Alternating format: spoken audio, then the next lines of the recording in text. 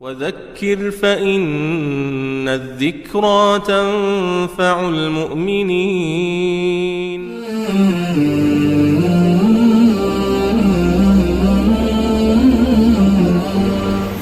بسم الله الرحمن الرحيم. الحمد لله رب العالمين، والصلاة والسلام على سيدنا وحبيبنا محمد وعلى آله وأصحابه أجمعين. باسی خۆشەویستی خوای پەروەردگارمان کرد لە وتاری ڕابردوودا کە سەرچاوەی هەموو خۆشیەکانە، سەرچاوەی هەموو خۆشبەختیەکانی مرۆڤە لە دنیا و قیامەتدا ئەو کەسەی لە ناخی دڵەوە خوای پەروەردگاری خۆی ذاتی ئەڵڵا سوبحانەه وتەعالا خۆشەویستیەکەی جێگیر بوو بێ لە دڵیدا.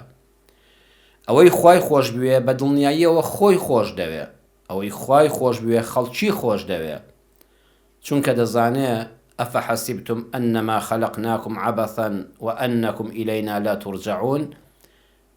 تێگەیشتووە ئەم مرۆڤە هەروە بە خۆڕایی لەسەر زەویدا دروست نەکراوە و بە مردن کۆتایی بە چارەنووسی ژیانی نایە، قیامەت هەیە، لێپرسینەوە هەیە.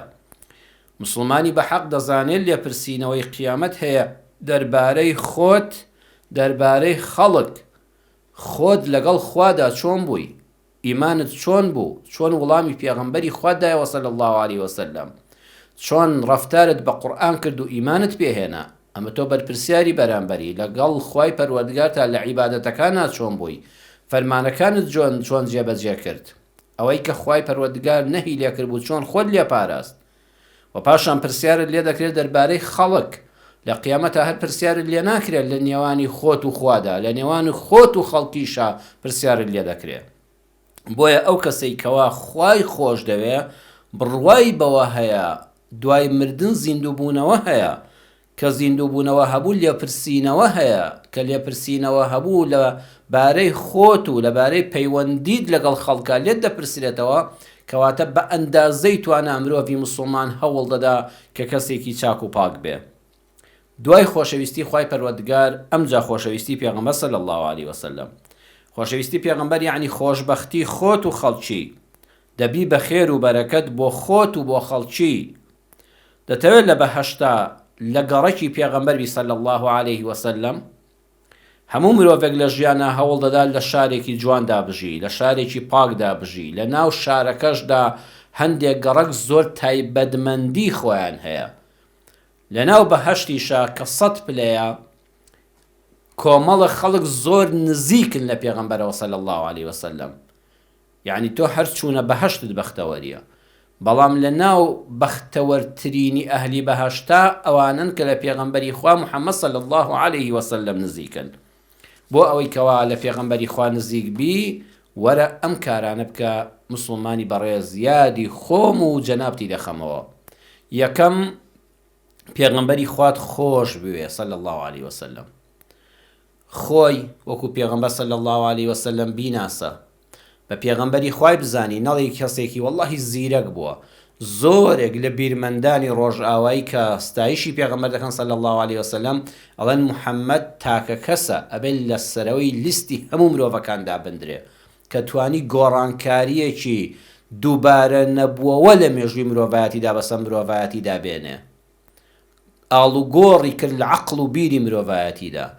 بەڵام ئەمە کافی نییە. ئێمەی مسلمان پێغەمبەرمان صلی الله علیه وسلم وەکو بیرمەند و وەکو عەبقەری وەکو لێهاتوو نەناسیوە، ئەڵێن محەممەد ڕەسوول الله، محەممەد صلی الله علیه وسلم پێغەمبەری خوای پەروەردگارە.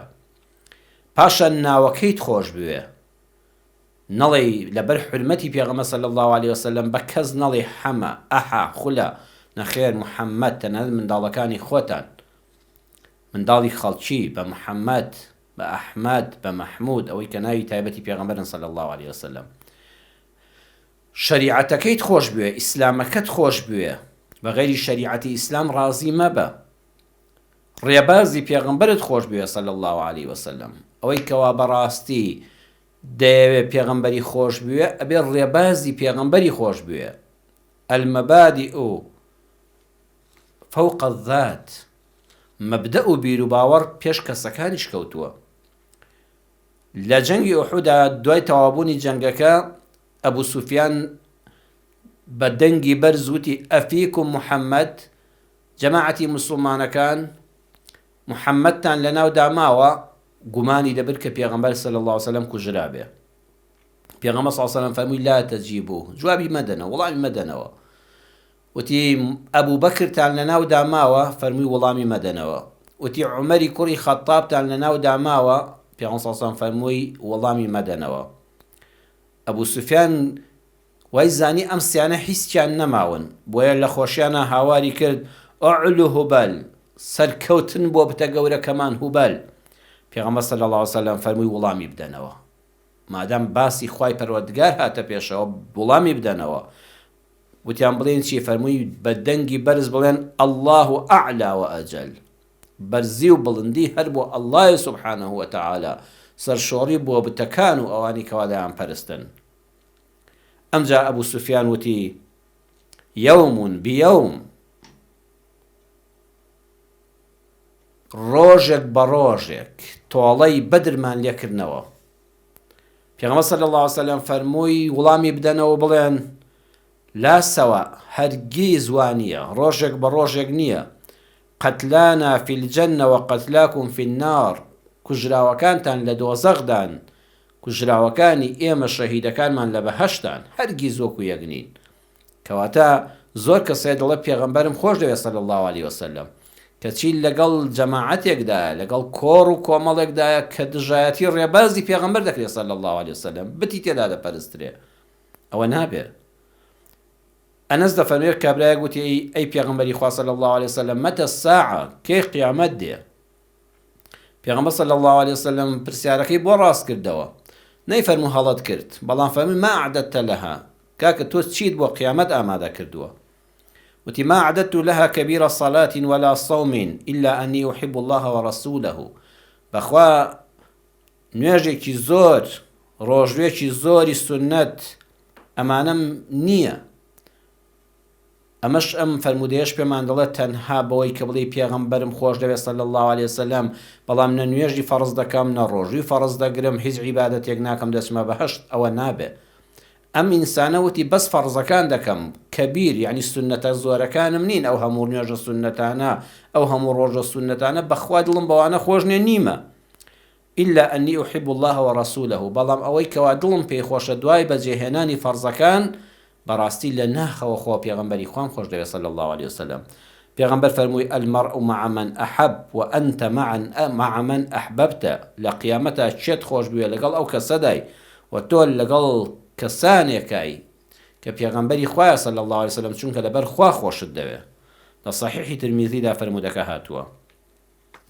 دووەم شت بۆ ئەوەی هاوڕێ و نزیکی پێغەمبەر بی صلی الله علیه وسلم، ڕەوشتت با جوان بێ. ڕەوشت جوانی یعنی سینە پاکی، ڕووخۆشی، زمان شیرینی، کار ئاسانی. زۆر خەڵک بەڕێزان کە باسی ڕەوشت بەرزی دەکرێ بەس بە داوێن پاکی لێکی دەداتەوە، ئەوە دەبێ مرۆڤ هەر داوێن پاک بێ. دوو لە ڕووی جەنابتان مرۆڤی داوێن پیس هەر لە هەموو شتێک بە دوورە. بەڵام ڕەوشت جوانی چ جای سەرو داوێن پاکی، سەرو ئەخلاق پاکی، خێزان پاکی، ئەبێ سینەت پاک بێ، ڕووت خۆش بێ، زمانت لەگەڵ خەڵکە شیرین بێ، کارەکان ئاسانکەی. پێغەمبەری خوا صلی الله علیه وسلم فەرموویەتی إن من أحبكم إلي وأقربكم مني مجلسا يوم القيامة أحاسنكم أخلاقا. لصحيح ترمذي دا فەرمودەکە هاتووە. دەفەرمێ خۆشەویستترین کەستان بەلای منەوە، نزیکترین کەستان لە کۆڕ و دانیشتنی من لە قیامەتدا ئەحاسینکم ئەخلاقن، ئەو کەسانن کە ڕەوشتان جوانە. کە عەرزم کردن دووبارەی دەکەمەوە یادی خۆم و ئەوەی دەخەمەوە، ڕەوشت جوانی ئەم سیفەتانەیە بەخوا لە هەر کەسێکە هەبێت لە پێغەمبەر نزیکە صلی الله علیه وسلم لە قیامەتە، ئەبێتە خۆشەویستەکەی پێغەمبەر صلی الله علیه وسلم، لە هەموو کەسی خۆشتر دەوێت. بەڵکو لەوانە بین ئێرەت پاکەوە سینەت خاوێنکە، کاکەم دم و چاوت هەمیشە بە عەبوز نەبێت، تۆزە دم و چاوێکی ڕووخۆش بە ئەم زمانە تاڵت بگۆڕی بە زمانێکی شیرین. ئیشەکان قورس مەکە لە خۆت و لە خەڵک، ئیشکی خەڵک ئاسان کە بە تایبەتی ئەوانی کە کاروباری خەڵکیان دەچێتە بەردەست، کار ئاسان کار بە بۆ خەڵک. لا حاسینکم ئەخلاقەن ئەوەیە هەتوانی دڵان بە، دڵنەوای خەڵک بکە. بەخوا هەموو مرۆڤێک ڕۆژگارێک کەسێک پێویستی پێی دەبێ بەدەم خەڵکەوە بچۆ بە ئەندازەی توانات. ابن عباس دەفەرمێ پێغەمبەری خوا صلی الله عليه وسلم يقول بين السجدتين لە نێوانی هەموو دوو سەجدەیەکە کە سوزدەی یەکەمی دەبرد هەڵدەستایەوە ڕاستەوخۆ نەدەچۆوە سەجدەی دووەم ئەم دوعای دەخوێن اللهم اغفر لي وارحمني واجبرني واهديني وارزقني. ئیمامی ئەبوو داود و ترمیزی ڕیوایەتیان کردووە دەیفەرموو پەروەردگارم لێم خۆش بە ڕەحمم پێ بکە خوایە بێی بەهانە و هاوارمەوە دڵنەواییم بکەی پێویستیەکانم بۆ جێبەجێکەی پەروەردگارە داوا لێ دەکەم هیدایەتم دەی پەروەردگارە داوا لێ دەکەم ڕزق و ڕۆزێکی زۆرم پێ ببەخشی محتاجی خەڵکم نەکەی. لە کتێبی عندما يشرق الصباح دکتۆر حەسان شەمسی پاشا لە چاپی یەکەم 2017 دارولقەلەمی دیمەشق چاپی کردووە لە لاپەڕی 58دا. ئەم کتێبە کراوە بە کوردی بە ناوی کازیوە مامۆستا ئازاد عەباس گلێجاڵی کردوێتی بە کوردی لە لاپەڕی 84 کوردیەکەیدا. دکتۆر حەسان دەڵێ دکتۆر حەسان موافی بۆی جێڕامەوە وتی کە پزیشکی چاوە لە قاهیڕەی میسر بۆی جێڕامەوە ئەو دکتۆر حەسان موافی وتی زانایەکی گەورە مەلایەکی گەورە شەرعزانێکی گەورەم چارەسەر کرد نەشتەرگەری چاوم بۆ کرد الحەمدوللا بینایی چاوەکانی بۆ گەڕایەوە و دەستی کردەوە بە علومی شەرعی و خزمەتی فەقێ و مەدرسە. لە کاتێکە زۆر دڵی خۆش بوو سپاسی کردم دەستخۆشی لێ کردم منیش عەرزم کرد ما هو العمل الذي ينبغي أن أداوم عليه ويقربني من الله. جەنابی مامۆستا خوا پاداشت داتەوە الحەمدوللا کە من توانیم کارێکی باشت بۆ بکەم ڕووناکی چاوەکان بە فەزلی خوا بۆ بگەڕێتەوە بەڵام تۆش ئامۆژگاریەکم کە کارێکم پێ بڵێ کە بەردەوام بم لەسەری و ئەگەر ئەو کارم جێبەجێ کرد لە خوام نزیک بکاتەوە یقربنی من الله. جاکە لە خوا نزیک بوویتەوە پێغەمبەریش لێت نزیک دەبێتەوە دەبی بە دۆستی پێغەمبەری خوا صلی الله عليه وسلم. دەفەرمێ وام گومان دەبێت مامۆستاکە فەرمێ زۆر زیکر بکە و زۆر بڵێ سوبحان الله زۆر قورئان بخوێنە زۆر شەو نوێژ بکە.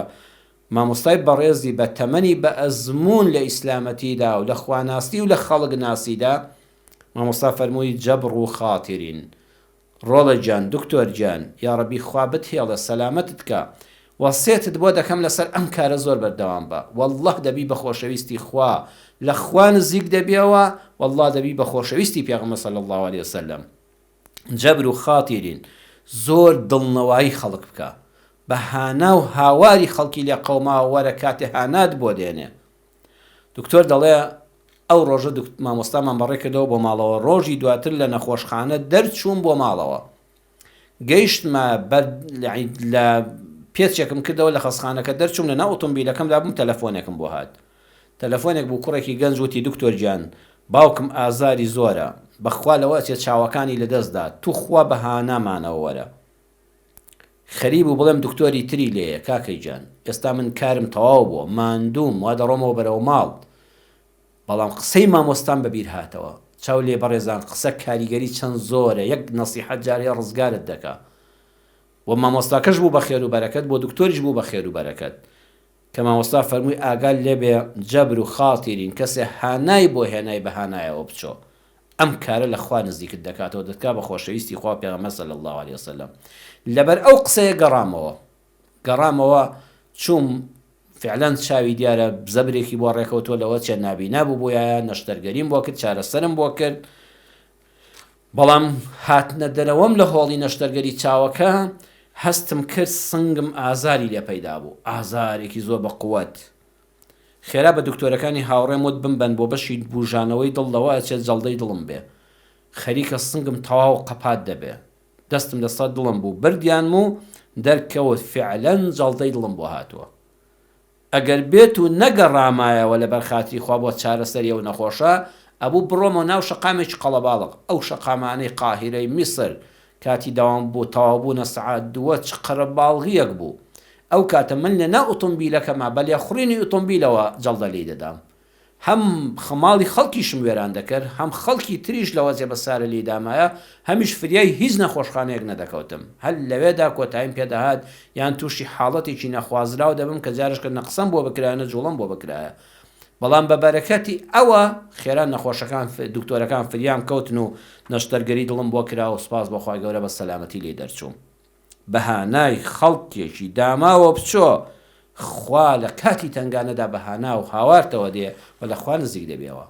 بەڵێ خۆشەویستمان صلی الله عليه وسلم فەرمووی خۆشەویستترین و نزیکترین کەسدان لە منەوە لە ڕۆژی قیامەتدا ئەو کەسەتانە کە ئاکار و ڕەفتاری لە هەمووان جوانترە. ئەحاسینکم ئەخلاقا. پێغەمبەر صلی الله عليه وسلم سەیری وردی فەرموودەکانی کەن، نەیفەرموو ئەکثەرکم عیبادەتەن، ئەو کەسەتان زۆر خۆشەویستی منە لە کۆڕ و دانیشتنی من لە ماڵی من لە هەمووانتان نزیکترە لە قیامەتە، ئەو کەسەتان ئەکثەرکم عیبادەتەن، عیبادەتی زۆر زۆرە، شەو نوێژی زۆر زۆرە، سنەتی ڕۆژووی زۆرە، عومرەی زۆری کردووە. باشە بۆ خۆ عیبادەتەکان واقعاً لە خوا نزیک دەکاتەوە. ئەی بۆ فەرمووی ئەحاسینکم ئەخلاقا. ئەمە پرسیارە، لأن العبادة التي لا تترك في السلوك أثرا عبادة عوراء. بخوا أو عبادتي أو خواناسي أو پرستشي كوا كاريگري لسر روشت أخلاقك النبي لسر رفتار جوانا كان النبي وتيتا دروزنك برانبر بخلق عبادتي چي بسود وكم سودة ببرهمة. اندونيسيا وماليزيا هندستان چين اما امولاتانا هيتشي بجهاد بخوێن ڕشتنی سەحابە و مسلمانانی ئازیز فەتح نەکران، هەر هەمویان بە بازرگانی مسلمان بوونە مسلمان. بەچی؟ بحسنی ئەخلاقهم وصدقی معاملتهم، بەڕەوشتی جوانیان. ئای تەماشایان دەکرد کابرا لە هندستان، لە وڵاتی سین، لە ئەندەنوسیا، لە مالیزیا تەماشای دەکرد ئەو بازرگانە حسنی ئەخلاقهم چەند ڕازگۆ ڕووخۆش هێمن لەسەرخۆ هات و هاوار و قیژ و هوڕی نییە لە بازاڕە، زمان شیرین، ماندوونە ناز لە کار و کەسابەتە، بە وەعد و بەڵێن، صدقی معاملەتیهم چەندە ڕازگۆن، شتێک خەلەلێکی تێدا بێ پێت نافرۆشێ، تۆش نەزانی خۆی پێت دەڵێ، زیادت لێ ناستێنێ، ناتخەڵەتێنێ، فەرقی مسلمانێک و کافرێک لە مامەڵە و کڕین و فرۆشتنا ناکە، ناڵێ ئەوە دوژمنی دینەکەمە با دەستی ببڕم. ئەم ڕەوشتە جوانە وای لەو خەڵکەکە دەیپرسی ئەرێکاکە ئێوە چین؟ دەیانگوڵا ئێمە مسلمانین. ئیسلام چییە؟ بۆیان باز دەکردن. الحەمدولله لەڕێی ئەو بازرگانە مسلمانە ڕەوش بەرزانەوە ئیسلام گەیشتە ئەو وڵاتە گەورانە. دەیبا ڕەوش جوان بین لەگەڵ ژن و منداڵمان، لەگەڵ دراوسێمان، لەگەڵ خزم و کەسمان، لەگەڵ هاوپیشەکانمان، لەگەڵ کڕیارەکانمان، پزیشکی لەگەڵ نەخۆشەکانت. خوای پەروەردگار ئەم کارێ بکە لە پێناوی ئەوەدا کە ببی بە خۆشەویستی خوا و لە پێناوی ئەوەدا کە نزیکی پێغەمبەر بی صلی الله علیه وسلم لە قیامەتە، بۆ مجاملە نەبێ. لەگەڵ ژن و منداڵی خۆت باشی ئەو نێتە با لە دڵتا بێ. ئەی پێغەمبەری خوا صلی الله علیه وسلم بە قسەت دەکەم، بەخوا دەبێت ڕەوشتم لەگەڵ ماڵ و منداڵی خۆما جوان بێ بەس بۆ ئەوەی لە تۆ نزیک بووم لە قیامەتە. دوکانداری هەموو جا مشتریە کات زمان شیرین بێ، ڕوود خۆش بێ، ڕازگۆ بە لەگەڵیدا، بە ویژدان بە، حەقی خۆی لێوەرگرە، حەقی خۆی پێ بدە، لە کاتی ئەوەشدا لێنێتی دڵتا بێ. ئەی پێغەمبەری خوا صلی الله علیه وسلم ئەمەم بۆ هەڵگرە بۆ قیامەت، بەڵکو لە قیامەتا لێت نزیک بم. دکتۆرێک لەگەڵ نەخۆشەکەیدا کە ڕووی خۆشەکە دڵنەوایی دەکا کە ئومێدی پێدەبەخشێ کە زانی هەژارە پارەی لێ وەرناگرێ، کەشتی زیادی بۆ نانووسێ، جار هێز دەستبینێ زۆر هەژارە، هەندێک دەرمانیشی هاوکاری دەکا، بەشە لە مختەبەرەکە یارمەتی دەدا. ئەی پێغەمبەری خوا صلی الله علیه وسلم ئەم کارم بۆیە نەکرد بیکەم بەڕی کلام بۆ کارەکەم. ئەی پێغەمبەری خوا صلی الله علیه وسلم دەمەوێت لە قیامەتا لێ نزیک بم. وەڵی بەڕێزم ئەو کاتە لە پێغەمبەری خوا نزیک دەبێەوە لە قیامەتا لە بەهەشتەکەیدا. کەواتە خۆشەویستی پێغەمبەر صلی الله علیه وسلم بوو بە خۆشبەختی بۆ خۆت و بۆ خەڵک. چاو لێ ئەم دینە دینی دنیا و قیامەتە. تۆ پێغەمبەرت خۆش دەوێت صلی الله علیه وسلم، ئەبی بە خۆشبەختی بۆ خۆت، وەرە ئەوەی کە پێغەمبەر صلی الله علیه وسلم جێبەجێی فەرمووی باسمان کرد، جێبەجێی کە لە ژیانی خۆتە، هەر خۆت هەست بە کامەرانی دەکەی، خۆت هەست بە ئاسوودەیی دەکەی، هەست بە خۆشبەختی دەکەی، لە هەمان کاتیشە خەڵکیش خۆشبەخت دەکەی، خەڵکیش بەختەوەر دەکەی، خەڵکیش دڵنیا دەکەی، خەڵکیش خۆشیان دەوی. کۆتاییەکەشی هەموو دەمرین کە چوینە بەهەشتەوە لە پێغەمبەری خوا صلی الله علیه وسلم نزیک دەبی. خوای پەروەردگار لە خۆشەویستانی پێغەمبەرەکەی حیسابمان کا و لە پێغەمبەری سەرۆرمان صلی الله عليه وسلم لە بەهەشتا نزیک بین. والسلام عليكم ورحمة الله وبركاته. وذكر فإن الذكرى تنفع المؤمنين